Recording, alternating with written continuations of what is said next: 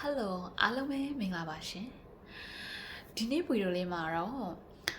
ပျော်ရွှင်ခြင်းကိုပေါ့နော်ထုံမကြွားပြင်မယ်တကယ်အေးချမ်းသူတွေရဲ့ပေါ့သူတွေမှာရှိတတ်တဲ့လက္ခဏာတွေကဘာတွေဖြစ်မလဲ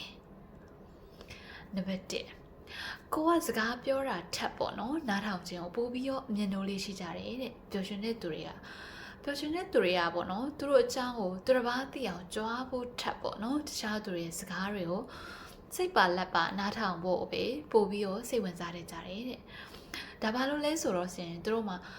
မိမိကိုယ်ကိုပေါ့နော်တည်ပြခြင်းနဲ့မာနတွေမရှိလို့ပါတဲ့သူတို့ရဲ့ပေါ့နော်အတွင်းစိတ်ကလုံလောက်နေတဲ့အတွက်သူတစ်ပါးတွေစီကအတိအမှတ်ပြုမှုကိုမတောင်းခံတော့ဘူးတဲ့နံပါတ်2ချက်ကကြတော့နိုင်စခြင်းကင်းမဲ့တဲ့ဝမ်းမြောက်မှုပေါ့နော်လူအများစုကပေါ့နော်သူတစ်ပါးအောင်မြင်ငါရောဘာဖြစ်နေလဲဆိုပြီးတော့ကိုပေါ့နော်ပြန်နိုင်ရှင်ပြီးတော့စိတ်ဆင်းရဲတတ်ကြတယ်ဒါမဲ့တကယ်ပျော်ရွှင်တဲ့သူတွေကြတော့တဲ့တခြားသူတွေရဲ့တက်လန့်ဝမြင်ဂုဏ်ယူပါတယ်လို့ဆိုပြီးတော့ရိုးရိုးတသားပြောနိုင်စွမ်းရှိတတ်ကြတယ်တဲ့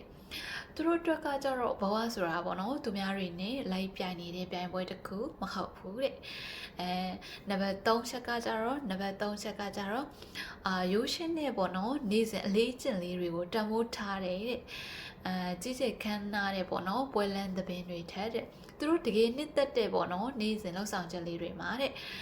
ပျော်ရွှင်မှုကိုပေါ့နော်ရှာဖွေတတ်ကြတယ်တဲ့ဥပမာကွာမနေ့ခင်ကော်ဖီကိုအရသာခံတောက်တာမျိုးနေကင်းဘက်လမ်းလျှောက်တာမျိုးလေးတွေပေါ့နော်ဒီလိုမျိုးရိုးရှင်းတဲ့အရာလေးတွေကိုသူတို့စိတ်ကိုပေါ့နော်အပန်းဖြေနေရာလေးတွေအဖြစ်သတ်မှတ်ပြီးတော့ထားလေးရှိတတ်ကြတယ်တဲ့နောက်နံပါတ်4ချက်ကကြတော့တိတ်ဆိတ်ခြင်းနဲ့ပေါ့နော်တကူလေးရှိခြင်းမှာအေဂျင့်နေလေးရှိတဲ့ကြတယ်လူအများစုကကြတော့တယောက်တည်းရှိနေလို့ရှိရင်ပြင်းလာလို့ဆိုပြီးတော့ဖုံးပုတ်တာမျိုးတခုခုလုပ်ဖို့ပေါ့နော်စူးစမ်းနေတာမျိုးရှိတယ်တဲ့ချိနေပေမဲ့ဒါပေမဲ့ပေါ့နော်ဆိုတော့စိတ်အေးချမ်းတဲ့သူတွေကြတော့ဘာအနောက်ရှမ်းမှမရှိဘဲနဲ့ငြိမ်ငြိမ်လေးထိုင်နေရတာကိုတော့မှနှစ်သက်နေသဘောကျလေးရှိတတ်ကြတယ်သူတို့ကတဲ့ကိုယ့်ရဲ့ပေါ့နော်အတွင်းစိတ်နဲ့ပေါ့နော်ကိုယ်အဆင်ပြေနေကြတဲ့သူတွေဖြစ်တယ်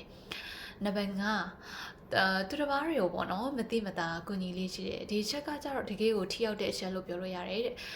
သူတို့ဟာပေါ့နော်သူတစ်ပါးကိုကုညီတဲ့ခါမှာလူမှုကွန်ရက်တွေပေါ်မှာတင်ဖို့ထပ်ပေါ့နော်တစ်ဖက်သူအဆင်ပြေသွားတာကိုပဲကြည့်ပြီးတော့ကျင်း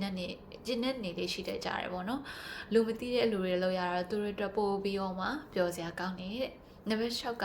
အပြောင်းလဲတွေကို drama မလုပ်ဖ ೇನೆ ပေါ့နော်လက်ခံတတ်တာတဲ့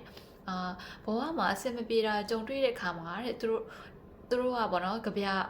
ဘာပြက်မတက်ပေါ့နော်ငိုကြွေးတာမျိုးတွေလူတိုင်းကိုလိုက်ကြီးပြတာမျိုးတွေမလုပ်ဘူးတဲ့အခက်ခဲတွေကိုပေါ့နော်အခြေတိုင်းလက်ခံနေငါဘယ်လိုချိတ်ဆက်မလဲဆိုတာကိုပဲအေးအေးဆေးဆေးလေးပေါ့နော်စဉ်းစားပြီးတော့လိုက်လျောညီတွေစွာနေထိုင်တတ်ကြတယ်တဲ့နောက်တစ်ခါချက်ကကြတော့အာနာမို့ကြောင့်မဟုတ်ပဲပေါ့နော်စီကံ boundary နေတယ်တဲ့သူတို့က no လို့ပေါ့ပြောဖို့လဲဝင်မလေးဘူးတဲ့